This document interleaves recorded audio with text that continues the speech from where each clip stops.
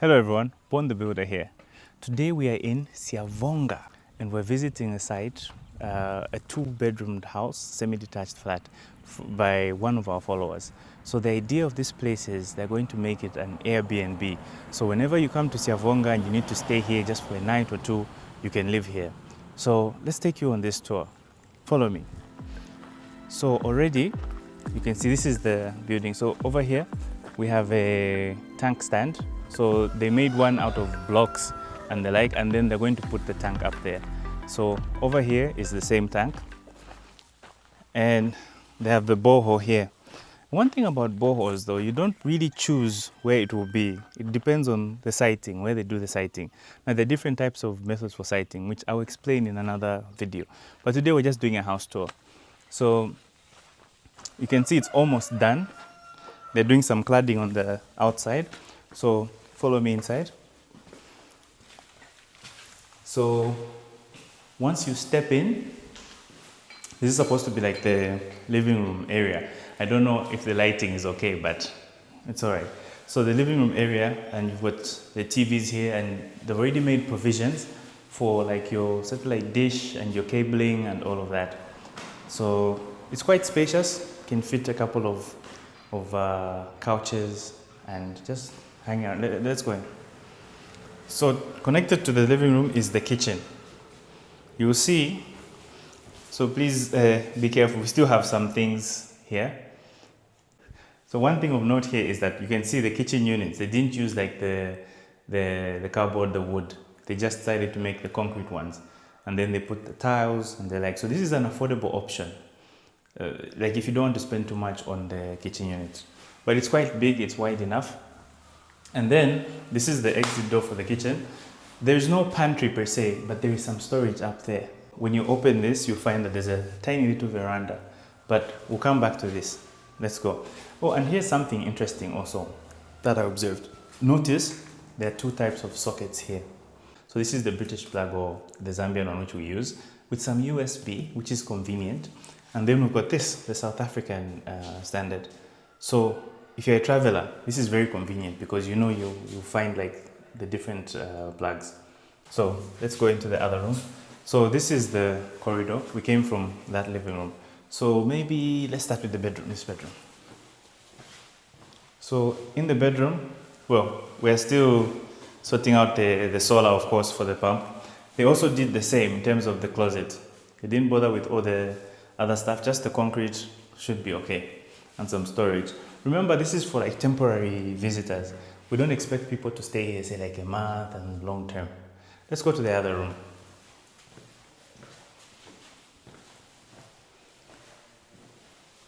So this is bedroom 2. It's got the same arrangement. You can see there are a bunch of sockets. It's always very, like, you should never skimp on the number of sockets, guys. Trust me, like when you're living in a place and you only have one socket, it's so inconveniencing. So it's always good to put as many sockets as possible. And I like these new sockets with the USB and the like. And then if you come around this way, you see the closet is also the same. You just use the concrete ones. So we've checked out the living room, we've checked out the bedrooms. Let's see the bathroom. So the bathroom is not big. All they've done is a shower. You have a shower here. And then you have a toilet over here.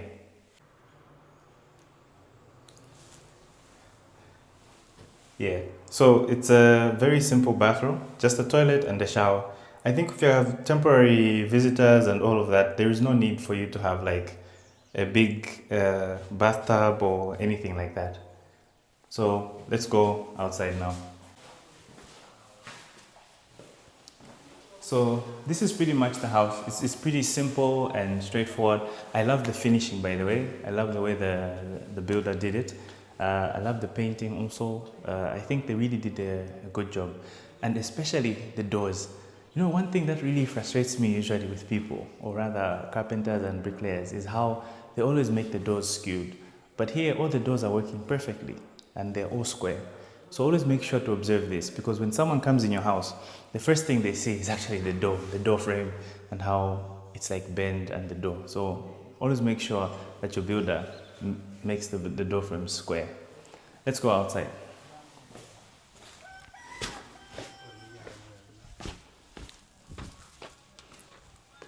So you can see they're doing a bit of cladding here to have some cladding. And then this cladding, first let me tell you something about this. So in Siavonga, yeah, this is the natural cladding. In other places, I know you, like say America or whatever, you're going to make like the cladding in a factory and the like, but this is actually natural stone. So come closer. So this stone is found in Siavonga, and there are many companies which sell it, but in Siavonga you can actually get it cheaper. So what happens is if you come to Siavonga, you can get the guys to prepare these stones for you, and then there are other guys who cut them up for you.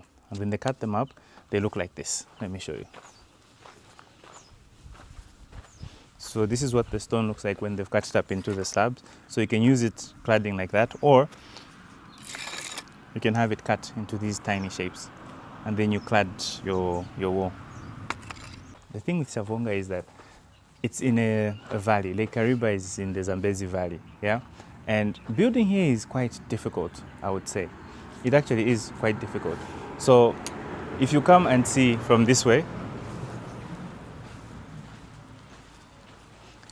I want to show you what building in Siavonga is like in terms of the challenges. So if you look this way, you can see this is a hill, but also on a hill. And then the terrain goes down, down, down, down, down. So if you're building flats, like a bunch of flats, each flat is going to be going down a step, a step, a step, a step, just like that. So those are some of the challenges that you have here. And then water is a bit difficult here, I'm told. I don't know why, because we've got an entire lake over there, the biggest reservoir in the world, man-made reservoir. But water is so difficult to find in Siavonga. I don't know why. So this is a tour of the house. We just wanted to show you. We're invited to come and have a look. And yeah, once this place is open, I think we'll put the link in the description, and you can book this place for a night or two, or even a whole week or a whole month. It will be up to you. But of course, we highly recommend it. It's a great place and a great project. So this is a very good example of the type of project that you can do. Like, it's not always that you have to do houses for like long-term stay for families. You can actually do temporal.